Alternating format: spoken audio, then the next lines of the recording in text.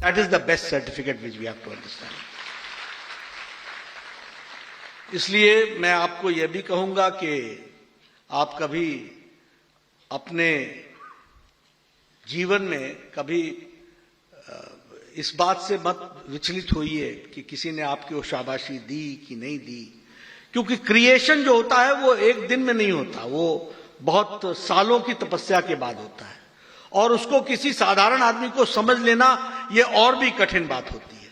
इसलिए आप किसी से एक्सपेक्ट करें कि आपको सर्टिफिकेट मिले, मुझे लगता है कि शायद आप अपने साथ भी अन्याय करेंगे और उनके साथ भी अन्याय करेंगे जिसके समझ में ही नहीं आ रहा है। तो इसलिए आपको अपने ही एक्टिविटी से सेटिस्फाई होना पड़ेगा, ऐसा मैं जरूर महसूस करता हूं। और अगर मैं भारत की बात करूं तो हम ये विश्वविद्यालय, ये यूनिवर्सिटी, ये यूनिवर्सलाइजेशन, ये यूनिवर्सल इंटरैक्शन, इसके बारे में एक बात में हमको स्पष्ट होना चाहिए कि the concept of university came from this very Holi land that is India. ये हमको समझना चाहिए। हमारे यहां ऐसे शुरू हुआ। अगर हम नालंदा की बात करें, बिहार की, वे इंसान कहां आया था? वेयर द नोटेड हिस्टोरियन केम। अगर हम बात करें तक्षशिला की, जो आज पंजाब और जो पाकिस्तान का पार्ट है, अगर हम बात करें विक्रमशिला बिहार की, तो ये सब हमारे इतिहास के पार्ट हैं। और आप मुझे इंटरनेशनली आप किसी यूनिवर्सिटी की उत्पत्ति उस साल की का बता दीजिए जो आपको दुनिया में देखने को मिली हो। इसलिए विद्या का केंद्र हमारा देश ही रहा है और विश्वविद्यालय का भी कॉन्सेप्ट हमारा ही है, हम ही उसको जन्मदाता है। इस बात को भी हमको याद रखना चाहिए। और गुरु शिष्य की परंपरा, गुरुकुल की परंपरा, ये आज की नहीं है, ये बड़ी पुरानी है। और इसी में से अगर हम देखें तो फिर चाहे आर्यभट्ट हो, चाणक्य हो, पाणिनि हो, धन्वंतरी हो, शुशुक हो, चारवाक हो या चरक हो,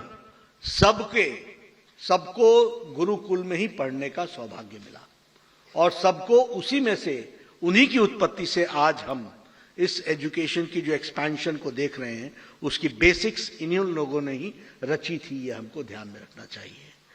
और अगर हम बात करें हिस्ट्री की तो हम कह सकते हैं कि चाणक्य ने चंद्रगुप्त दिया, रामकृष्ण ने स्वामी विवेकानंद दिया, उसी तरीके से स्वामी रामदास ने छत्रपति शिवाजी दिए और हमारे आचार्य वेद विक्रमा ने अशोका दिया।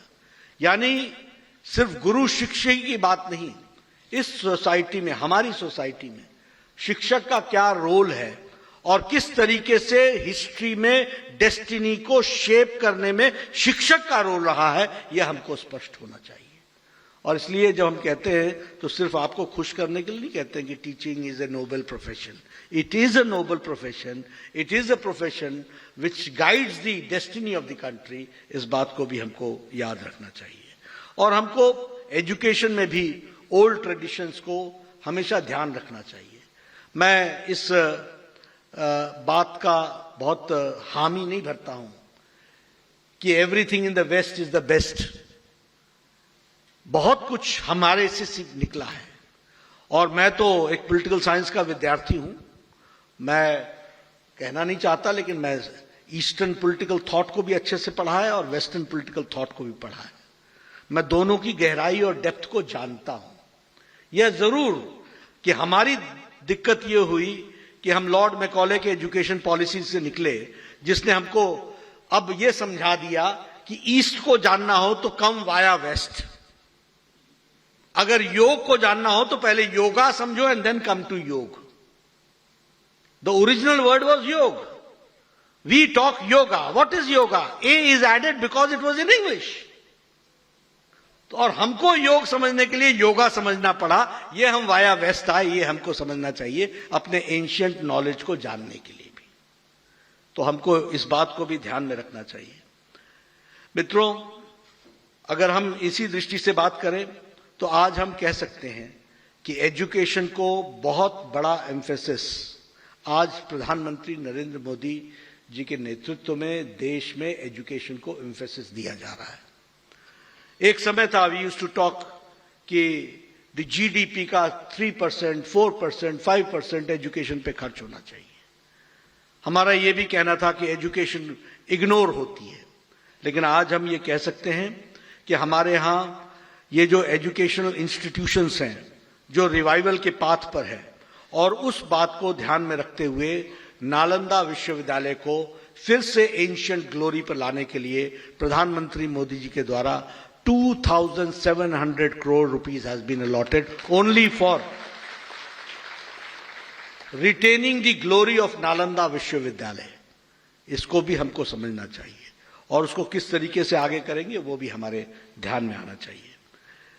जब हम बात करते हैं आजादी के अमृत महोत्सव की, तो मैं आपसे इस बात को भी चर्चा करूंगा कि ये जो लाल किले के रैम्पार्ट से जब प्रधानमंत्री मोदी जी ने 2047 को 100 साल, जिसमें 25 साल हमारे हैं और यहां बैठे सब लोगों ने अभी अगला 25 साल देखना है, तो उन्होंने हमारे सामने एक विजन भी रखा